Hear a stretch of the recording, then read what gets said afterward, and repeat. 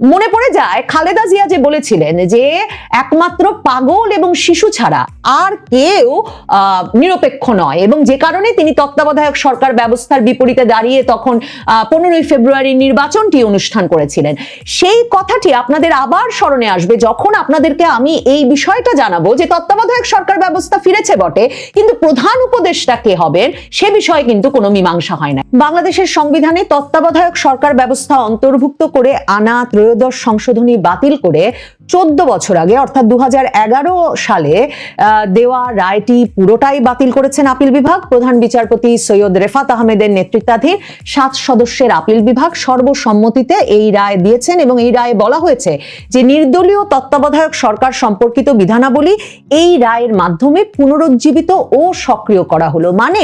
সংবিধানে ত্রয়োদশ সংশোধনী বাতিলের মাধ্যমে তত্ত্বাবধায়ক সরকার ব্যবস্থা যে বিলুপ্ত হয়েছিল,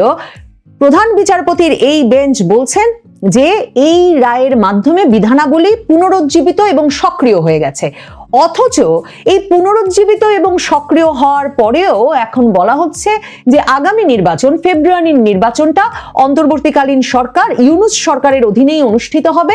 এর আগে তত্ত্বাবধায়ক সরকার গঠিত হবে না। আমি আপনাদেরকে আগেই বলেছিলাম যে এবিএম খায়রুল হকের দেওয়া ত্রয়োদশ সংশোধনী বাতিল করা, তত্ত্বাবধায়ক সরকার বাতিল করা যে রায়, সেই রায়ের রিভিউ চেয়ে বিএনপি, জামায়াতে ইসলামী এবং এই সরকারের সংস্কার কমিশনের যিনি মানে একজন গুরুত্বপূর্ণ সদস্য, ঐকমত্য কমিশনে যিনি আছেন, আলী রিয়াজের কমিশনে সুজন সম্পাদক বদিউল আলম মজুমদার, সেই সুজনের তরফে, তার মানে বিএনপি, জামাত আর সুজনের তরফে ত্রয়োদশ সংশোধনী বাতিল করে দেওয়া রায়ের বিরুদ্ধে আপিল আবেদন করা হয়। এই সরকারের আমলে আগস্ট মাসে করে সুজন আর অক্টোবর মাসে করে বিএনপি, জামাত, এবং তারা ওই রায়ের রিভিউ আবেদন করে। তো তখন থেকেই আমি আপনাদের বলেছিলাম যে আসলে এরা কি চান তার উপরে নির্ধারিত হবে শেষ পর্যন্ত যে তত্ত্বাবধায়ক সরকার ব্যবস্থা এই নির্বাচনের আগে ফেরত আসে নাকি এই নির্বাচনে আগে ফেরত আসার সুযোগ হয় না। মানে অক্টোবর মাসে যখন বিএনপি, জামাত মিলে 2024-এর অক্টোবরে এই রায়ের রিভিউ চেয়ে আবেদন করেছিল, তখন থেকে এই আলাপটা খুব জনপ্রিয় হয়ে উঠেছিল যে ইউনূস সরকারকে একটা তত্ত্বাবধায়ক সরকারের কাঠামো নিতে হবে কিনা আসলে নির্বাচনের আগে। কিন্তু এরই মধ্যে নিশ্চয়ই আলাপচারিতা হয়ে গেছে, কারণ প্রধান বিচারপতি সৈয়দ রেফাত আহমেদ আদালতেই প্রশ্ন করেছিলেন, আইনজীবীদেরকেই প্রশ্ন করেছিলেন যে কবে থেকে কার্যকর হবে তাহলে, এবং সে সময় বিএনপি, জামায়াতে ইসলামী সহ সকল আইনজীবীরাই এ বিষয়ে একমত প্রকাশ করেছেন যে এই আইন কার্যকর হতে পারবে না এই নির্বাচনের আগে, এটা হতে হবে আগামী নির্বাচনের, মানে চতুর্দশ সংসদের পরে, সংসদ ভাঙার পরে এই আইন কার্যকর হতে হবে। তো যুক্তি হিসেবে জামায়াতে ইসলামীর আইনজীবী ব্যারিস্টার শিশির মনির যেমন সংবাদ মাধ্যমকে বুঝিয়েছেন যে যেহেতু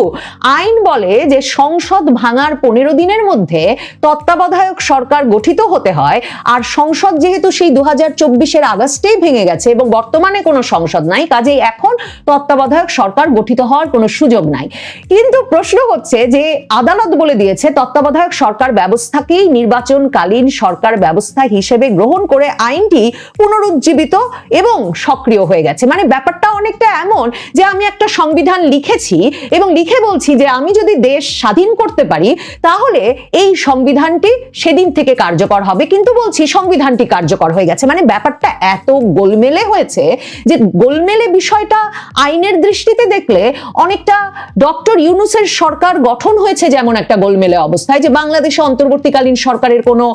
সাংবিধানিক ভিত্তি নাই, প্রধান উপদেষ্টা কোনো পদই নাই, অথচ সুপ্রিম কোর্ট থেকে নাকি এক রেফারেন্স এনে 106 অনুচ্ছেদে বলা হলো যে এই অন্তর্বর্তীকালীন সরকার গঠিত হয়ে গেছে। এখন নির্বাচনকালীন সাংবিধানিক ভিত্তি সমৃদ্ধ একটি সরকার ব্যবস্থা থাকবার পরেও কিভাবে একটা সাংবিধানিক কোনো ভিত্তি নাই যে সরকারের, যে সরকার সম্পর্কে সংবিধানে কোনো সংজ্ঞা নির্ধারিত নাই, অমন একটা সরকার থাকতে পারেন, সে প্রশ্ন নিশ্চয়ই আইনজীবীরা সহ নানা পক্ষ তুলবেন। তবে তারা যেহেতু একমত হয়ে গেছেন, বিএনপি, জামাত সুশীল সমাজের গুরুত্বপূর্ণ প্রতিনিধি সুজন, বদিউল আলম মজুমদার, এরা যেহেতু সন্তুষ্ট এবং এরা প্রত্যেকেই চেয়েছেন ইউনূস সরকারই ফেব্রুয়ারি পর্যন্ত থাকুন এবং ফেব্রুয়ারিতে নির্বাচনটি করুন, কাজেই এই সরকারটি আছে। অন্যদিকে আদালত বলছে তত্ত্বাবধায়ক ব্যবস্থাও পুনরুজ্জীবিত এবং সক্রিয় হয়ে গেছে। অ্যাটর্নি জেনারেল বলেছেন, যিনি বিএনপি থেকে আপনারা এরই মধ্যে জানেন, যিনি নির্বাচনও করতে যাচ্ছেন, তিনি সংসদ সদস্য পদে প্রতিদ্বন্দ্বিতার জন্য মনোনয়নও পেয়েছেন, অ্যাটর্নি জেনারেল মোহাম্মদ আসাদুজ্জামান, তিনি বলেছেন তত্ত্বাবধায়ক সরকার ব্যবস্থা পুনর্বহাল হওয়ার পর দেশ গণতন্ত্রের মহাসড়কে হাঁটবে। এবং তাকে যখন প্রশ্ন করা হয়েছিল যে দেশের বিচার ব্যবস্থা রাজনৈতিক পক্ষপাত দুষ্ট রায় দেয় কিনা, মানে লাল সালাম সেসব সাংবাদিকদেরকে যারা সাহস করে এসব প্রশ্ন এখনো করছেন, তিনি তখন বলেছেন, অ্যাটর্নি জেনারেল তখন উত্তরে বলেছেন, এমন অ্যাটর্নি জেনারেল বলেন তিনি সেটা মনে করেন না। কোন রায় রাজনৈতিক পক্ষপাত দুষ্ট আর কোন রায় আইনি ব্যাখ্যায় দেশের মানুষের স্বার্থ রক্ষা করবে, গণতন্ত্র রক্ষা করবে, মানুষের ভোটাধিকার রক্ষা করবে, আইনের শাসন রক্ষা করবে, সাংবিধানিক প্রতিষ্ঠানগুলোকে পুনর্বহাল করবে, তা জাতি বিবেচনা করবে। আপনারা নিশ্চয়ই জানেন যে এই তত্ত্বাবধায়ক সরকার ব্যবস্থা বাতিল করে যেই প্রধান বিচারপতি রায় দিয়েছিলেন এবিএম খায়রুল হক, তাকে শুধুমাত্র গ্রেফতার করা হয়েছে তাই নয়, সেই এবিএম খায়রুল হককে 2024-এর জুলাই আগস্টের বিভিন্ন হত্যা মামলায় আসামি করা হয়েছে এবং সেগুলোর জন্য তিনি নিয়মিতভাবে আদালতে যাচ্ছেন এবং আসছেন। মানে কাজেই মানে রাজনৈতিক পালা বদলে শুধুমাত্র যে এক একটি রায়ের কি অবস্থা হতে পারে বাংলাদেশে, তার এক মানে উজ্জ্বল উদাহরণ হচ্ছে এই ঘটনায়। এবং অ্যাটর্নি জেনারেল বলছেন যে প্রধান বিচারপতি এবিএম খায়রুল হক ওই রায় দেওয়ার মাধ্যমে দণ্ডবিধির 219 ধারায় অপরাধ করেছিলেন, কিন্তু দণ্ডবিধির 219 ধারায় তার বিরুদ্ধে এখনো কোনো মামলা হয় নাই। আর দেখেন দণ্ডবিধির 219 ধারা কি বলছে, যে কোনো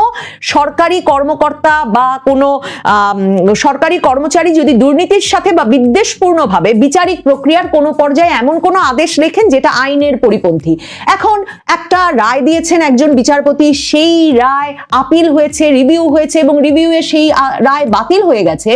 এটাই তো তার রায় পুনর্বিবেচনা করার বিচারিক প্রক্রিয়া। কি করে একজন প্রধান বিচারপতিকে দণ্ডবিধির 219 ধারায়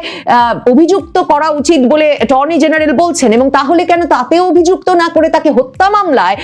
মানে আদালতে আসা যাওয়া করতে হচ্ছে এবং দিনের পর দিন জামিন ছাড়া কারারুদ্ধ থাকতে হচ্ছে, সেসব প্রশ্নের উত্তর নিশ্চয়ই আগামীতে সৈয়দ রেফাত আহমেদ, যিনি এখন প্রধান বিচারপতির পদে বসেছেন, এসব ঝুঁকির মধ্য দিয়ে নিশ্চয়ই তাদেরকেও যেতে হবে। হয়তোবা এসব প্রশ্নের উত্তর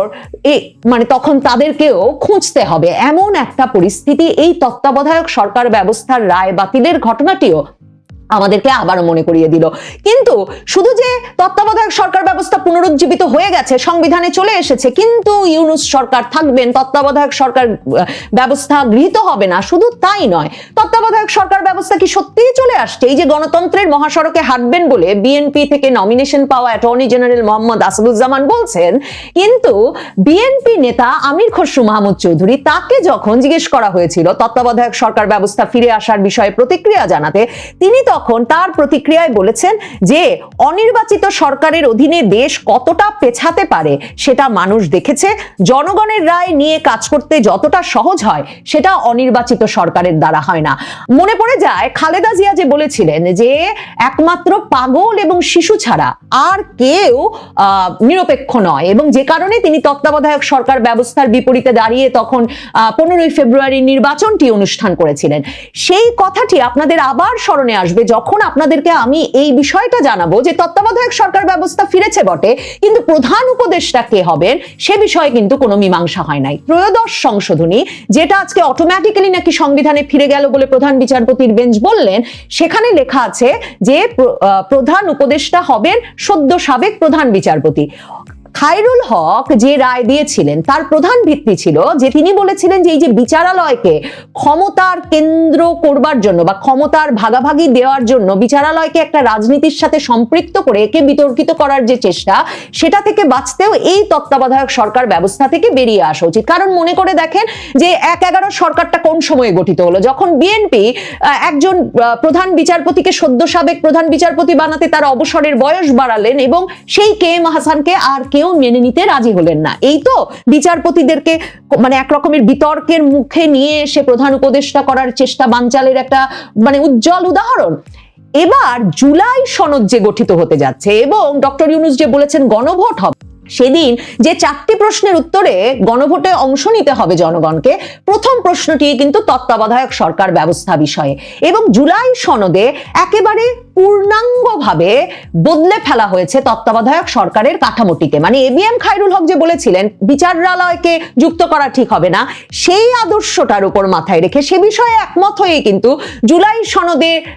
তৈরির সময় তখন রাজনৈতিক দলগুলো, এই বিএনপি, জামাত, জাতীয় নাগরিক পার্টি সহ সরকারের পছন্দের সকল রাজনৈতিক দল মিলে যে কাঠামো তৈরি করেছেন, সেখানেও কিন্তু প্রধান বিচারপতি, সদ্য সাবেক প্রধান বিচারপতিকে প্রধান উপদেষ্টা রাখা হয় নাই। জুলাই সনদ অনুযায়ী যে সিস্টেম করা হয়েছে, যে পদ্ধতি তৈরি করা হয়েছে, সেখানে বলা হয়েছে প্রধান উপদেষ্টা বাছাইয়ে থাকবে 5 সদস্যের কমিটি, প্রধানমন্ত্রী, বিরোধী দলীয় নেতা, স্পিকার, ডেপুটি স্পিকার এবং সংসদের দ্বিতীয় বৃহত্তর বিরোধী দলের একজন প্রতিনিধি, মানে যাতে জাতীয় নাগরিক পার্টির একজন প্রতিনিধিও থাকতে পারেন। এবং ওই জুলাই সনদে কিন্তু ঠিক করা হয়েছে যে ডেপুটি স্পিকার হবেন হচ্ছে প্রধান বিরোধী দল থেকে, কাজেই এরা মিলে একটা বাছাই কমিটি হবে, এবং এই 5 জনে মিলে যে বাছাই কমিটিটা করবেন, তারা যে তত্ত্বাবধায়ক সরকার তৈরি করবেন তাদের মেয়াদ হবে 90 দিন। দৈব দুর্বিপাকে যদি তারা নির্বাচনটা 90 দিনের মধ্যে না করতে পারেন তাহলে আরো 30 দিন, মানে 120 দিনের মধ্যে নির্বাচন করতেই হবে। ডক্টর ইউনূসের মতো সুখ সুবিধা আর কেউ পাবেন না, যে প্রায় 1.5 বছরের বেশি ক্ষমতায় থেকে এরকম একটা নির্বাচন আয়োজনের সুযোগ আর কেউ পাবেন না। এবং সেখানে বলা হয়েছে রাষ্ট্রপতি প্রধান উপদেষ্টা হতে পারবেন না, প্রধান উপদেষ্টার বয়স 75 বছরের বেশি হতে পারবে না, এবং বিচারালয় থেকে যাতে উপদেষ্টা নিয়োগ না করতে হয়, সেই যে এবিএম খায়রুল হকের যে মূল ভিত্তি, কেন তিনি ত্রয়োদশ সংশোধনী বাতিল করলেন, সে কারণে রাজনৈতিক দলগুলো বলল যে প্রধানমন্ত্রী, বিরোধী দলীয় নেতা, স্পিকার, ডেপুটি স্পিকার এবং সংসদের দ্বিতীয় বৃহত্তম বিরোধী দলের একজন প্রতিনিধি মিলে তারা সকল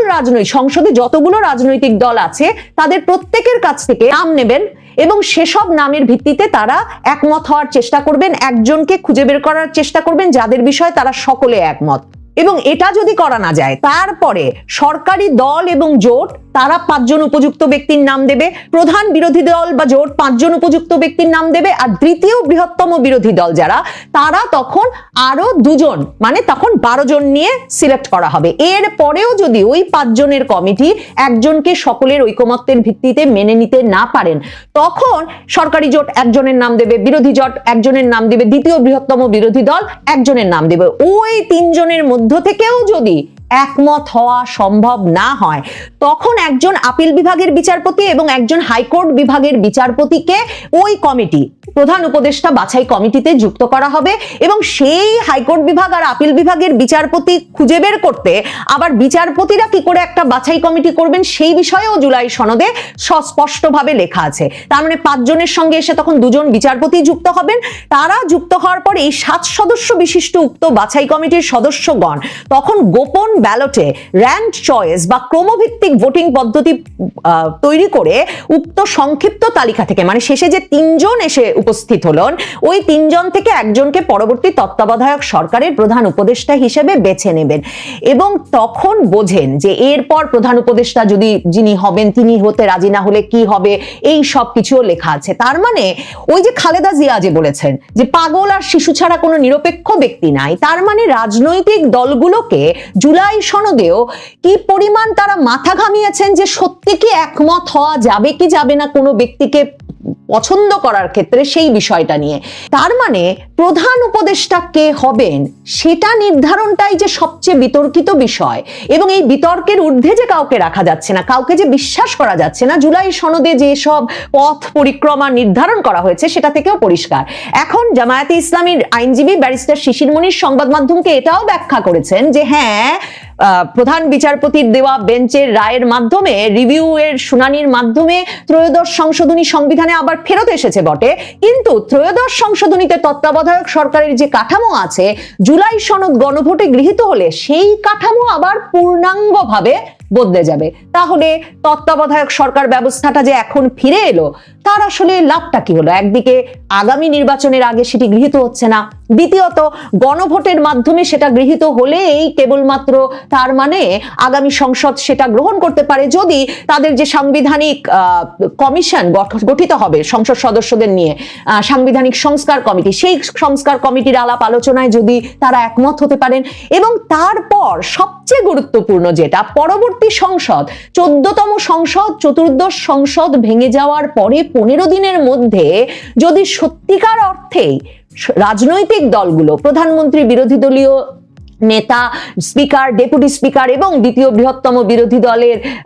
প্রতিনিধি, তারা মিলে সত্যি যদি একজন প্রধান উপদেষ্টা খুঁজে পান, তাহলেই বাংলাদেশে সত্যিকার অর্থে আবার তত্ত্বাবধায়ক সরকার ব্যবস্থা ফিরে আসবে। তার মানে ওই যে বলে না যে 70 মণ তেলও পুড়বে না, রাধাও নাচবে না, তত্ত্বাবধায়ক সরকার ব্যবস্থা ফিরে আসতে আর গণতান্ত্রিক অভিযাত্রায় নতুন মাইলফলক রচিত হতে, মানে গণতন্ত্রের মহাসড়কে হাঁটার কথা যে বলেছেন অ্যাটর্নি জেনারেল, সেই হাঁটা শুরু করতে অনেক অনেক বাকি। তার আগে প্রধান উপদেষ্টা খুঁজে বের করতে হবে একজন, এবং তার আগে সংসদকে একমত হতে হবে যে সত্যিকার অর্থেই তত্ত্বাবধায়ক সরকার ব্যবস্থা ফিরেছে। আর যদি গণভোটে না ভোট জয়যুক্ত হয় তখন কি হবে? এই যে আদালত রায় দিয়ে দিল তত্ত্বাবধায়ক সরকার ব্যবস্থা ফিরে এসেছে, আর গণভোটে যদি সেটা বাতিল হয়ে যায় তাহলে কি হবে? যে কোনো নাটকে আবারও সেসব প্রশ্নের মীমাংসাও গুরুত্বপূর্ণ হয়ে উঠতে পারে।